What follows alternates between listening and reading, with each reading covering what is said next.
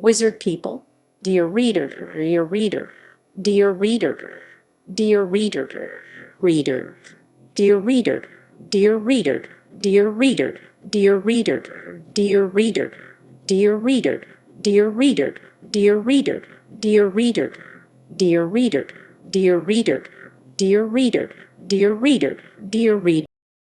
Wizard People, Dear Reader, released in 2004, is an unauthorized alternative soundtrack to Harry Potter and the Sorcerer's Stone, written by Brad Neely, a comic book artist from Fort Smith, Arkansas. Wizard People, Dear Reader is a narrative retelling of the lives of the characters of the Sorcerer's Stone and the world in which they live. Presented in the form of a 35-chapter audiobook, this soundtrack is intended to replace the film's audio track. Origins. Brad Neely, in an interview with Chief Magazine, described the beginning of the idea as follows. Anyway, we were at a bar and were getting a good laugh at a guy who was playing pool all by himself while wearing a hoodie over his hat, sunglasses under that and headphones on the outside of all of it. So we started riffing on what could he possibly be listening to. Someone who I don't think was me said that he was listening to a book on tape of Harry Potter. And out came the Wizard People narrator. I joked that night that I was going to rush home and record an entire misinformed book on tape of the Sorcerer's Stone because I had not and have not ever read any Harry Potter books. Once I started making notes for it, I realized that an audio track alone could get boring, so I decided to sync it with the movie. Then I took a week or two and made the damn thing. I love it. Presentations. In 2004, the New York Underground Film Festival rented a print of the film from Warner Bros., screened it with the sound off, and played Neely's soundtrack instead. Shortly thereafter, website Illegal Art made Neely's work available for free download. In the following year, Neely also performed Wizard People live in several cities until Warner Bros. Took action against theaters that had rented prints and forced them to cancel the shows. Rather than taking legal action, however, Warner Bros. Reportedly told theaters which had scheduled a performance of the show that further movies produced by the studio would be withheld unless the dates were canceled. Carrie McLaren, whose website Illegal Art Net promoted the work, claimed that Neely's use of appropriated plot, characters, and themes interlaced with humor constituted a separate work of art in its own right. Humor and writing style. In Wizard People, Dear Reader, Neely's writing ranges from simple childish mockery to criticism of the acting and set design, to awkward metaphors, to overdramatic philosophical speeches. Harry himself is repeatedly referred to as a god. References are made to the stockpiles of nuclear-level energy that are his powers, and so on. At one point, Harry calls himself a beautiful animal and a destroyer of worlds. He also repeatedly affirms that he is Harry fucking Potter. Numerous references are made to characters taking out unseen flasks or drinking alcohol, and Harry is mentioned as being drunk every day before noon. Hermione Harmony is repeatedly described as incredibly ugly. Snape is referred to as a hideous woman, and at one point, Neely simply remarks that Ron loves Twizzlers. Ron is almost always referred to as Ronnie the Bear. A range of other insults see less consistent use, and Harry is also described with various symptoms of dissociative identity disorder, at one point leaving his multiple personalities in the locker room. The use of spells receives similar twists, with Dumbledore, near dead Dumbledore, casting the Stand without effort spell due to his advanced age, while Harry casts the rarely used Winter Begone spell at a scene transition between winter and spring. The work makes extensive use of simile. Professor McGonagall, Messer McGonagall, Hardcastle McCormick, is described as having a voice that is chilling, like a piano made of frozen Windex, while her eyes float like smears of fish scales on her candle wax stump of a head, the face of Voldemort. Velmart moves like a marmalade baby just out of the womb.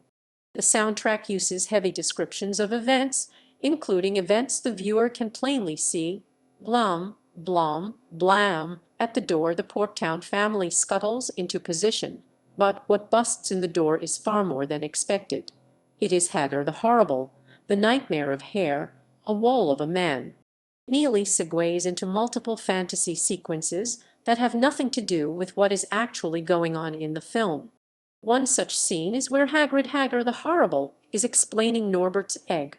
Instead of regaling Hagrid's encounter with a strange man in a bar, Hagar tells of how Vilmart impregnated him with the egg, resulting in his survival of a shark attack. Another such scene is where the trio of young wizards encounter Fluffy for the second time and are about to jump down the trapdoor. Harmony is allegedly decapitated and resurrected without those events occurring on screen. One of the most elaborate divergences is the sequence where Neville, the boy known as Upfish, loses control of his broom. Neely narrates Harry's daydream climbing his parents' giant rotten wedding cake thanks to Dumbledore's body using his old ribcage, mouth sockets, and such for footholds. As Harry goes to retrieve a winged key at the finale, Neely narrates that Harry goes into a waking dream-like trance. The entire scene is dominated by a rambling vision of Harry's in which he conquers the American continent with a telescope, teaching the natives spells, and they in turn teach him how to fly across the continent at ridiculous speeds. He learns to slay deer with laser beams from his eyes, and how to make all things around the house out of buffalo parts. There are also many references to other works throughout. Professor Flitwick is referred to as Professor Ugnaught in reference to his similar appearance to the Ugnaughts of Bispin in The Empire Strikes Back, while Velmart is made Harry's true father, a la Darth Vader.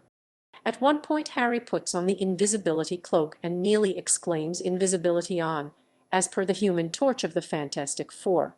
Hagar introduces himself as gatekeeper and keymaster in reference to Ghostbusters. Neely even refers to future Potter films when he claims that the children are on their way to the Chamber of Secrets. Naming. Naming. A recurring theme in Wizard People is the changing of characters and locations' names. The CDs. This soundtrack is composed of 2 audio CD, which were made available for free download in MP3 format. The CD must be played simultaneously with a DVD of the first Harry Potter film, preferably the North American DVD, muted or at low volume. 2 versions of the CD set have been released, the first in summer 2004 and the second in early mid-Minus 2005. As of February 2007, only the second version is available on the Illegal Art website, while the original is available at Brad Neely's website, Creased Comics. The 2 versions are very similar. Differences include fixing the weaker lines from the first version and a more polished and thoroughly rehearsed performance by Brad. The first version's CD can be played completely continuously, and there is no need to alter the disc's timing or volume. In order to play the second version continuously, a delay of approximately 3 seconds must be inserted between the CD, and the track's volume must be normalized, as the first disc is significantly quieter, approximately 7.7 decibels less than the second. Since the CD are designed to synchronize with the North American release of the film, the Canadian release of the film also uses alternate takes to refer to the titular stone as the Philosopher's Stone, the original name, rather than the Americanized Sorcerer's Stone, and as such, the audio may get slightly out of sync as the film progresses on the Canadian DVD.